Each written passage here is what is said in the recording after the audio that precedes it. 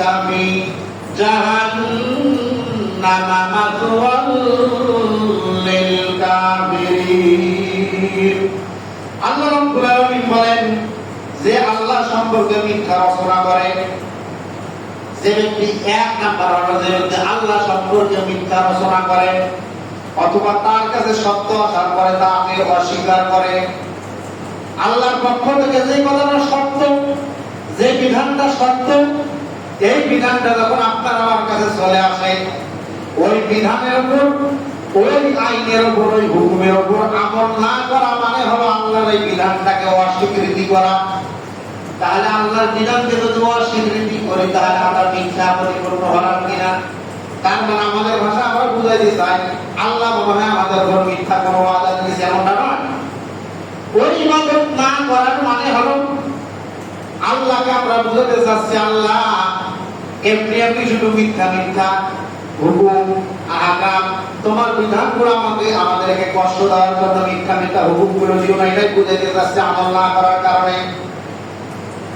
তাকে অস্বীকার করেন, তার যে আর বড় জালিম কে হতে পারে? জাহান্নামে গিয়ে সব কাফিরদের আবাসন হয়ে যাবে।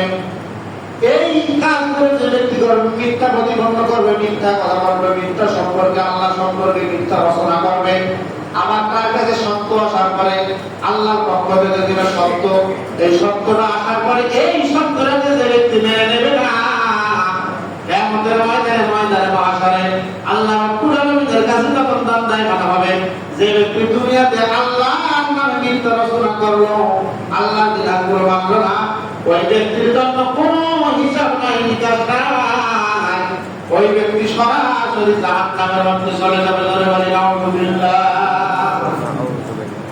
তাহলে এক নাম্বার কারণ আমরা পাইলাম মিথ্যা প্রতিপন্ন বা মিথ্যা বলা, মিথ্যার পক্ষে থাকা, আল্লাহর পক্ষ থেকে যে আদেশ এসেছে সেই আদেশটা মেনে না নেওয়া।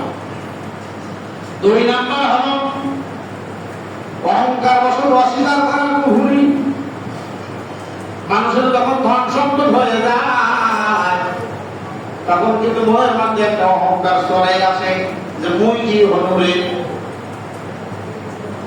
অতীতের কথাগুলো আমরা চিন্তা করি না, অতীতের কথা চিন্তা করি না।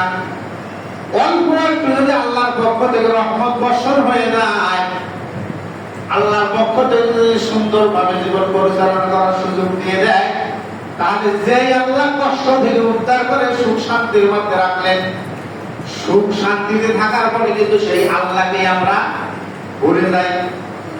এখানে যারা মুরব্বীরা আছেন তারা বলতে পারবেন আপনাদের ছোটকালে যখন ছোট ছিলেন তখন ভাতের কষ্ট কেমন ছিল? ভাতের কষ্ট ছিল না, কাপড়ের কষ্ট ছিল না, টাকা পয়সার কষ্ট ছিল না, অনেক দিনই আপনারা না খেয়ে থেকেছেন, কিন্তু এই কষ্ট দূর হওয়ার পরে তখন শান্তিতে চলে আসে। শান্তিতে চলে আসার পরে যখন বান্দাবান্দি যে আল্লাহ শান্তিতে রাখবেন সেই আল্লাহর প্রতি যদি শুকরিয়া আদায় করে, এই শুকরিয়া আদায় করার কারণে আল্লাহ রাব্বুল আলামিন ওই বান্দার প্রতি নিয়ামত বৃদ্ধি করে দিয়ে দেয়। সুবহানাল্লাহ। তাহলে দুই নাম্বার কথা পাইলাম আমরা অহংকার বশত অস্বীকার করাও খুব ভুল।